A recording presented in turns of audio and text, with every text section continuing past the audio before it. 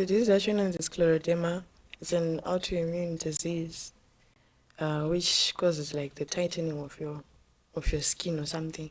And sometimes it affects your lungs, your kidney, and other parts. So sometimes you're not gonna get hair loss and stuff like that. The disease actually are not cure, but you're supposed to like get like my medical thing is to suppress it. Like my drugs are not suppress the disease actually, so it doesn't proceed. Zvairwadza bekutanga. Like the first time pandakaita video. Zvairwadza because a lot of people said a lot of mean stuff. Zvakandibata bata. But you still remember like zvakambotaura like zvakataura nevanhu like they used to insult like my wig. You see, hey, usapfeke wig hauna zera nemawigs mwachiti pamwe hana vhudzi pamwe akatsva akashata stuff like that.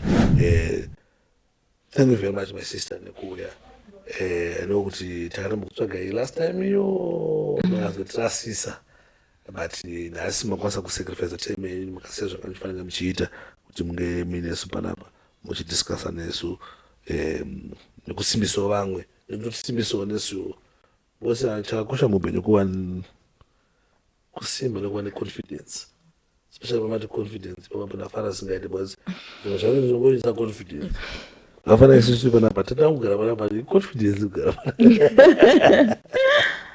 tinongova confidence. Thank you very much. And also totilinkire GoFund tichange tichiisa mucomment section just some comment section then so that risazokunetsei kuwana ini chatira kuti share ofuti umbopusha mumagroup nechinhu kuti zvikasike zvaita zvaitawo nokumbotaurawo navamwe vanhu ndofungidza kuti maybe kana kuti asai vangona kuti share takawana help nokukasika. Thank you very much muri Zimbabwe nekuramba muchingoona mavideos edu nekusupporta zvatinenge tichiita. Don't forget to subscribe, like and share. With that, we are out.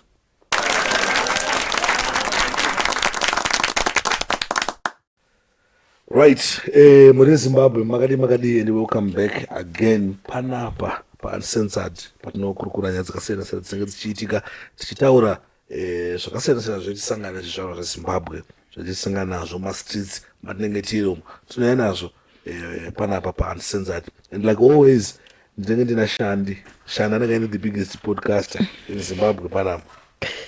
You know, Shandi panapa tinotaura nyaya dzakasiyana-siyana, but sometimes patinozounza mabhishu vandopananga kubva zviti Sparks hamuna mabhishu sterek, but tine zvinhu zvakawanda zvatinoita panapa zvatinounza panapa. You know, last time paipai tatina doctor, takadaidza doctor, takadaidza do you still remember Mr. President? Anzani zvechikusa stereke Lodwin pana vakuti hai crush yako zveshuwa sa vanhu vakawanda vanochinda nofunga kuti maybe tinongodaidza vanhu vanenge vachingoda zvekuzunza punduru zvekuita sesese even nyaya dziri serious tinouya panapa tichidiscussa. Takambodaidza mupesi yaigara mastreets street kid ndotodaidza vanhu vakawanda munhu wese zvese maslay queens mawindi madriver techimata futi panapa ambotudzwa kuti kubasa kwako kunofamba sei. Saka nhasi ndina Chichi raramba rubuda chingozi andika chiagozi tine panapa. Inini ndiri big fan yemavideos ake, ndinoga ndichimufollowa paTikTok, ndinoona mavideos ake akawanda, ndinoona vanhu vachiita zvinhu zvakasiyana-siyana pamusoro pecondition yainayo. Saka nhasi ndambotsanangurire timbonyatsoziva kuti chii chinenge chimboitika chimbori chii ede vanhu vanokwanisa kunozviendla sei. Vanhu vakawanda vanosangana zvinhu zvakadaro pasocial media, but chakakosha kuziva kuti unozviendla sei, unodila sei nevanhu, izvi zviri important. Saka sandawanza kutaura mune Zimbabwe again kurikutedze Chiagozi. Welcome to the show, my sister. How are you? I'm fine, thank you. What is your opinion? All right. Sure. Ndafana kusangana nawe. Same here. Wena sana. Ungambasangana nini kana ngosati? Ungosati ndini. But ndine ndakasangana nawe. Ndaukanjona mavideos ako zvekutodaro. Maybe unongoti paka a short background kuti anombonzi Chichi ndiani.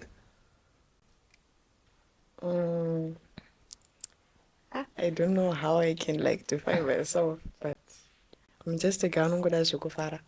Alright. Anda zvemafaro. Zvemafaro zvekutoda kwaita kangabo No, isusu. no, not that kind of.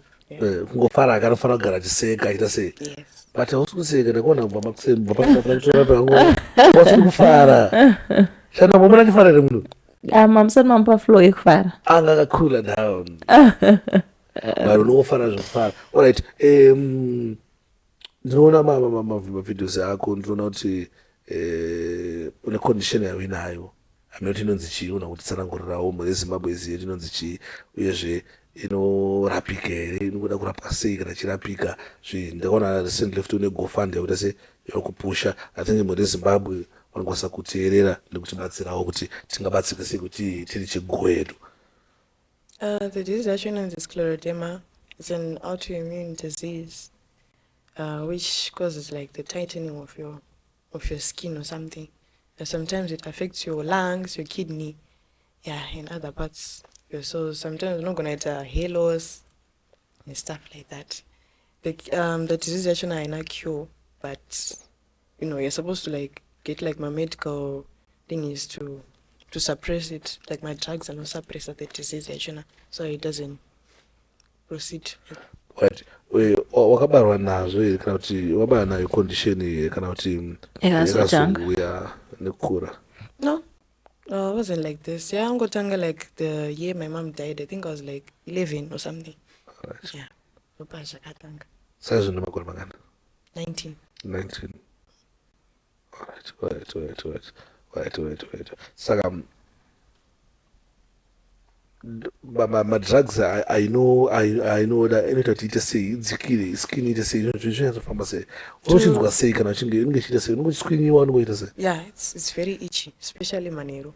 It's very itchy.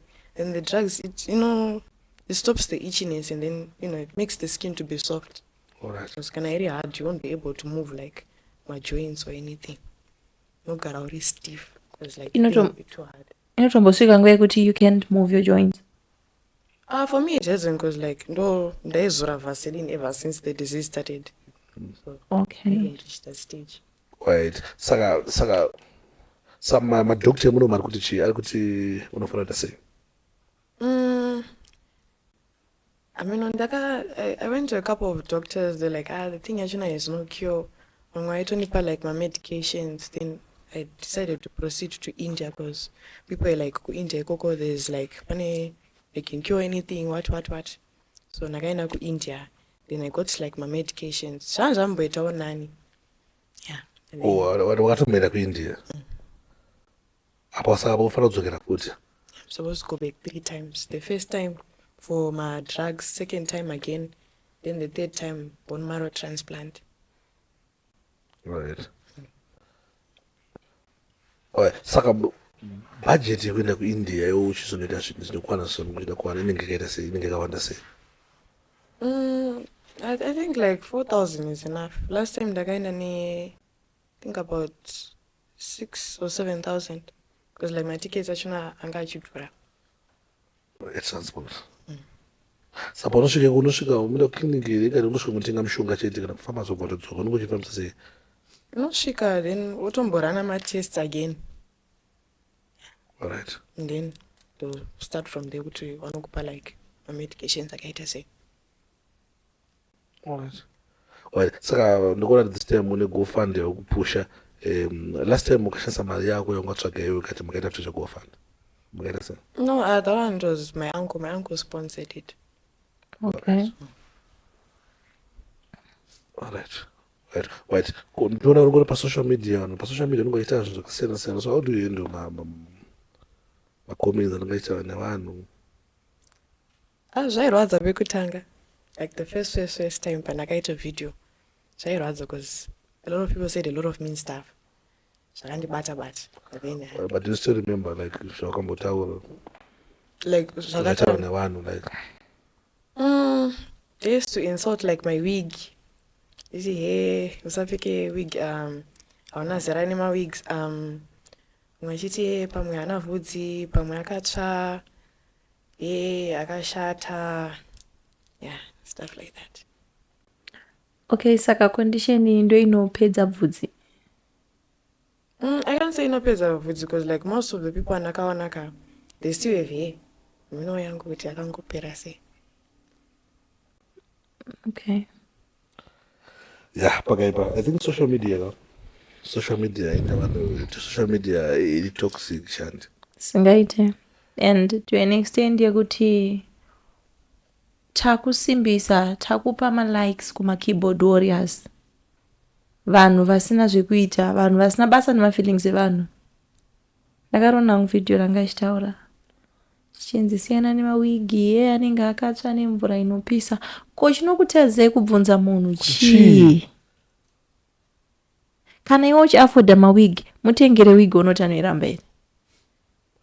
Alright, you know my sister Zimbabwe ino vanhu vari toxic zvekutodaro zvekuti avafunge kuti mumwe the next person achafila sei after munhu ataura zvanenge ataura. I'm very sorry and unofanira kutongova strong. You know tinobva kumabackground akasiyana siyana. Vamwe vawana kutorerwawo zvakanaka, so vanopedzera shungu dzavo kuna vanhu vasingazivi, vanopedzera shungu kuna vanhu vasina kubva vavatadzira kana sei vanongofunga kuti everything havana kudzidziswa kunzi pane zvimwe zvekutaura nezvimwe zvisiri zvekuita sei nezvisiri zvekutaura. But how do we handle nyaya relationships? Are you in a relationship?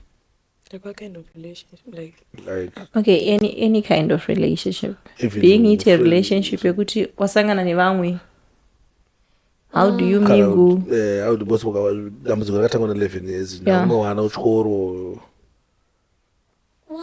I don't like mingling with people because like unotaura zvinhu zvakaipa, like unogona kutotaura zvinhu zvakaipa like face to face, utondiudza kuface kumeso kwangu kuti iwe wakashata and stuff like that. So I don't like making friends. I don't make friends at all. You're always alone. I don't, yeah, I'm always alone. I like it like that. Aufarire mafriends kati ukatozona mafriends acho futi. Aufarire mafriends kati ukatozona kuti mafriends acho akwasi kunde understand nekunzwisisa. Yeah, some of them. And then there are a few that I have. Yeah. Wana understand nekunzwisisa. Right, kuhamawo dzokutora sei. Pawakatanga kuona izvi vanosupport, vanoti chii, is there anything chaunotaurawo about you chaunoremember kuti what the reason why ndikukubvunza same is because I know kuti tine macondition akasiyana siyana out there, but vanhu vanodila nawo zvakasiyana siyana. Vamwe vanopedzisira vatozocommita masuicide, vanopedzisira vazoita zvimwe zvasakafanira vachiita, but vakasangana nemunhu akuti I'm strong, I'm here. Izvi wane makore 19 ngo wakaita dambudziko 11 years, which means we are surviving everything. So ukuratidza kuti we are strong, though sometimes obviously pane panomboitikawo zvinoitika, Ups and downs. but we are strong zvekuti unotosimbisa mumwe munhu anenge ane condition yainayo, imwewo maybe not different from yawe inayo, but akaona anenge achifesa maybe discrimination mumastreets imomo. Saka amawo dzinoti chiwo dzinosapota here paunongotsvaga mari dzekuti uende kuinda dzinosapota here chii chine chinyazoitika? No, they don't, and I'm not that close with them. And it's close now. What do you mean it's close now? I don't know how to explain. But then, like from my mother's side, we're not that close anymore. Since my mother died. And from my father's side, we're not that close. So unowira nawo angu awa ihanzvadzi yamusa angu wakambosponsor last time wakaenda ku No, he is my father's brother. Okay. Do wakasponsor. Do andakataura now. Alright, sponsor. Ko like my relationships kuti mukomana are you in a relationship like them face Currently? Yeah, but then like my relationships are very difficult for me. Why? Because maybe there's something that the guy would want. And obviously I think that girl are healthy yakanaka, and you know, I'm not that kind of person. To my baby to pick and vurika. I can't wear that. So sometimes Tombo needs and then like Tombo. Alright, nanzo statement wangochitaura kuti pane zvinhu zvaanenge achida kumupa nakati asi pane zvanombosikakwanisi kumupa here. Yeah. Why? Like Like obvious, you know, some of these guys these days, I think and stuff. And I'm not into that. zvekurararara bozi kurararara nekuzorara kana kawanhu zvintu zvakasiyana asi zvongoraro hazvo hapana problem ani kuzorararara zvekurara sparks zvechizva kufunga izvozvo andovaziva kaboys ndiziva katimu zvanenge wani but pana pakambofere munhu shiri kuti no this guy akunitora advantage yekuti this condition kana kuti marelationship hauna matambudziko akadaro. Ndinawo matambudziko akadaro. Ungatora advantage like pane paunyatsoti mbembere pachitora advantage. I don't remember like zvekutora because vanhu vacho tobhodana nhasi mangwana totobva tarambana. chii chinenge chaitika? Hairo dambudziko riri kunzo harisina tinombosangana naro iro harisi dambudziko I idambudziko revanhu vacho ndozvavari kuita saka mastreets hamusisefi magara hamusisefi mune makawa ari kwati ko panyaya dzebasa like mune zvimwe zvandoone zvazvo here like zvinokutisawo mari zvimwe zvandoone zvazvo. At the moment, no. Sanogara nani? My father, his wife, my siblings. Alright. But what do you wish to do? I want to become like a makeup artist. Man, I don't get as a beauty. Shukuruka, my nails, makeup. Right. Also natanga sinozoda kuita. Pane vamwe ndinongoitawo but then I don't like kuti like into business and stuff. Okay. Alright. Aiwa, ndoda wachitudza kuti zvakamira sei panyaya yegofani. I think gofani tofanira nopusha kutombodzokera kuindia. Guys, kana paine vari kuona this interview tine gofani yatiri kuita yatiri kupusha yatiri kukumbirawo kuti semhuri yeZimbabwe mutibatsirewo nepamunenge muinapo ipapo nyange zvikanzi pashoma sei panotobatsira pakanaka pakadaro kuti tikwanise kuita sei tikwanise kubatsirika nekuenda kuindia. Saka yapapi izvezvi richi 4,000 but tapapi izvezvi? I think 200 and something euros, but then in US I think it's 3 something. 3 something. Wanenge wakaripa sei uchipusha this movement? Ndakatenga like August, right? Yeah. This August. This August. I think it's iri kufamba zvakanaka atingashore. Right. Sa ko unobelieve here kuti maybe because ndichanotenda ndechekudayo kuti madhokotera zvavo zvanotaura nemabatsiro anoitawo but tine vamwe vanobatsirawo even spiritually vakambotiraya veri kuenda like kuna kuchechi kunotsvagawo help is spiritual. Yeah, I go to church. I do. And I believe in unoenda chechi kupi? God's own ministry in town. Alright. But ko zvokumboenda because kune mona muchienda kuchechi but umboendawo kunosikawo help kune mamwe men of God. Like we have my prophets that now, we have prophet Hubert Angel, we have prophet Kudakwashi Jose, we have prophet Makandiwa, we have prophet Magaya, kada who believe him. One more try. I have tried, but then I don't believe in them. Don't believe in them. Ko mchwanu. I have also tried that. But I don't believe in too much. Yeah, no. I think I used to believe like back then, but then I just lost hope in all of those things. All of those things. Yeah, especially wapokana wakaisa pana men of God. But wapo wakaisa pana Mwari. Mwena Mwari hakuna situation inonzi haichinje, hakuna zvinhu zviite. Yeah. Inini ndiri two men of God andakaona vanhu vangaine problem singazondosemiwe but inge something chachiri wakapora. Are you ready kuti timbo try? Are you willing kana kuti timbo try 1 or 2? Mbono waona. Tiani. I believe the prophet kuda kwachi Jose kune munhu angati no condition ane unozokwadza video yacho maybe ukarionawo before and after chiona kusimudza faith yako chiona kuratidza then woonawo wombotryawo I think zvigona kushanda. Okay. Anoda kuzomboarrange kuti umbono waone then kunamatira tombono kuti because I believe kuti kuna Mwari zvese zvinoita zvinoita. Then there's a video futi ndakaona mumwe munhu angaine condition ingere skin akaenda kwaprofet Magaya akanamatira kapendera video yacho ende iripo painternet but unomboenda kwaprofet kuda because vari easy kuti tiwaone kwandiri nini because tinowirirana zvekutodaro vari easy ndowaone than Prophet Magaya. I've been to Magaya's church. Alright. But I didn't get like to see him physically. Alright. Okay. Yeah, I think asi kana zvizoda kuzovaona zvako ndinokwanisa kuzoarrange futi kuti tese waona.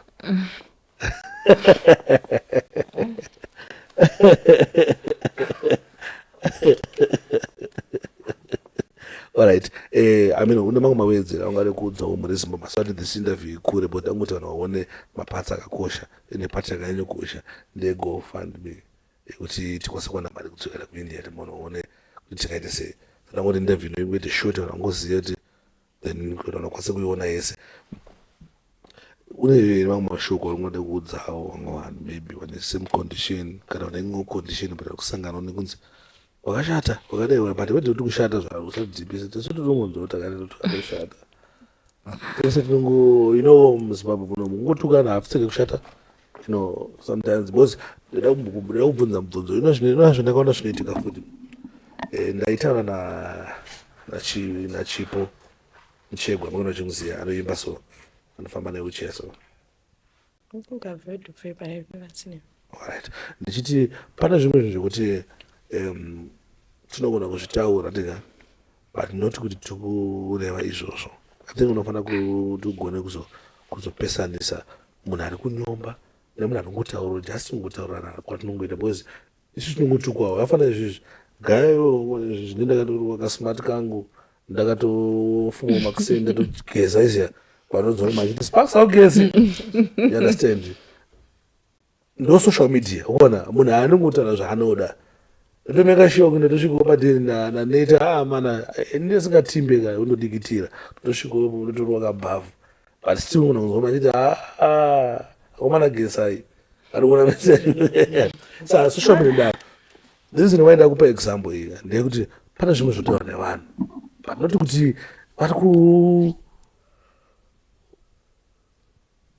like they mean it ikunzwa vakona ngota kuti afana pana nono shana kuna ngonditi apuseke kushata tikanga kujaira tumwe mawedzi tumwe so saka pacho unofana zota mwana uchivaregerera ndokuandasenda sometimes maybe kungo zvakaita vanotaura zvavanoda but pampacho avatombooni kwasingatombori serious saka unogonere kupatsanura kuti no munhu ari kuzvirevesa kati munhu apa kutamba nene kana kuita sei kana kuti uchoke.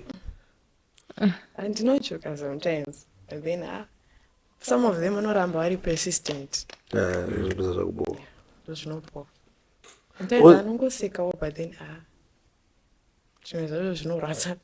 I understand. But I love the way you are handling them these days. My first days aivaita video achiexplain guys ndaizodai it's a condition but nowadays anotokupindura in a funny way. But kuexplain after vanhu kwakakosha because vanhu vasingaziva vanhu vasingatozivi kuti zvii zvikuitika kuti chii vanhu sometimes vanhu vasingazivi kuti it's a condition toti serious kuti tokunetsa hauna kuichuza zvinhu zvivira vanhu vanhu tosangana zvinhu zvakadaro.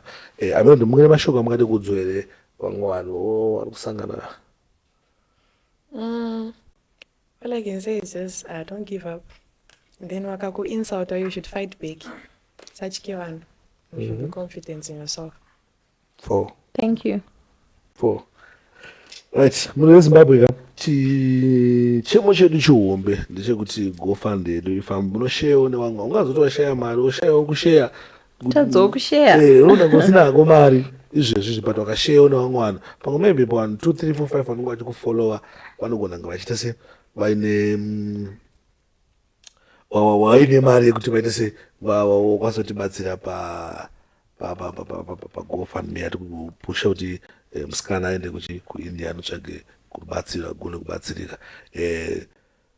Thank you very much my sister nekuuya nokuti takaramba kutsvaga last time iyo makazotirasisa but nhasi makwanisa kusacrifice time yenyu makasiya zvakandifanira muchiita kuti munge muinesu panapa muchidiscassa nesu nekusimbisawo vamwe nekutotisimbisawo nesuwo vose chakakosha muupenyu kuva kusimba nekuva neconfidence especially pamati confidence pamapandafara singaite because zvimwe zvacho zvinongoita confidence afana isusu panapa tatangugara panapa confidence kugara zinongova confidence. Thank you very much and une zvimwe zvekutaura here and also totilinkire gofund tichange tichiisa mucomment section just some comment section then so that risazokunetsei kuwana ini chataya kuti share futi umbopusha mumagroup nechinhu kuti zvikasike zvaita se zvaitawo nokumbotaurawo navamwe vanhu ndofungidza kuti maybe vangona vada sei vangona ngotisherawo takawana help nokukasika. Thank you very much muri Zimbabwe nekuramba muchingoona mavideos edu nekusapota zvatinenge tichiita. Don't forget to subscribe, like and share. With that, we are out.